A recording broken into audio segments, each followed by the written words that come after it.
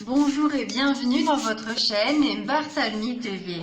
Trafic de drogue aux Almadies, sur les traces de deux capots. Serveur au Nirvana Club. Ibrahima Ndiaye séjourne depuis un moment en prison pour trafic de cocaïne. Libération Online révèle qu'il était l'élément d'un puissant réseau de trafic de drogue.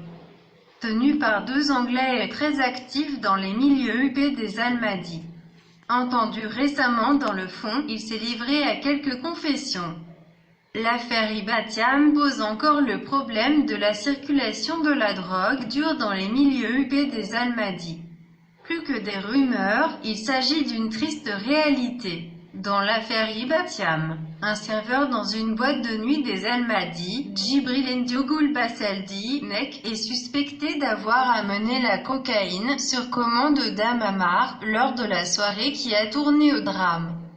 Avant lui, un autre serveur, en service au Nirvana, a été discrètement cueilli pour trafic de drogue et placé sous mandat de dépôt depuis lors.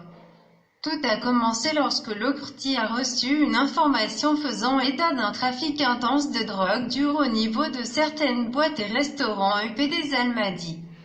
Les mêmes sources révélaient l'implication directe d'Ibrahima Ndiaye, serveur au Nirvana.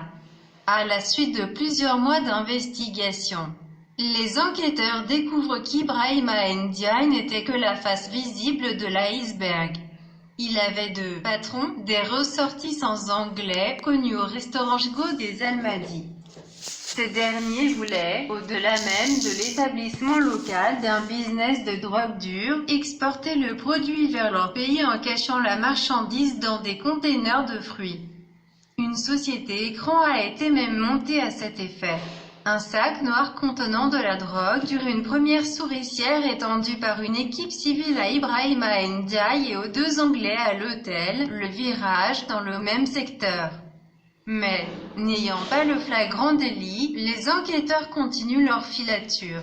Lors d'une deuxième mission de surveillance à la plage du Virage, Ibrahima Ndiaye et certains de ses amis, dont un célèbre DJ dans une boîte de nuit des Almadies, ont des soupçons sur un élément infiltré de l'Okurti. Ils crient au voleur et le désignent. La foule commence à vouloir s'en prendre à l'élément qui exhibe sa carte. Entre-temps, Ibrahima Ndiaye avait disparu dans la nature.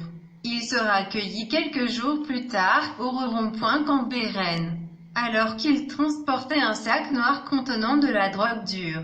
L'enquête a révélé que les deux Anglais, devenus subitement introuvables, lui avaient remis, dans un premier temps, un acompte de 19 millions de FCF pour acheter de la marchandise de qualité, destinée à la clientèle des Almadies. Mandat d'arrêt international selon nos informations. Le dossier est en instruction devant le juge du premier cabinet, Samba Sall. Et lors de sa récente audition dans le fond, Ibrahima Ndiaye a dévoilé, dans les détails, le système mis en place aux Almadies par de puissants trafiquants dont les deux ressortissants anglais visés par un mandat d'arrêt international.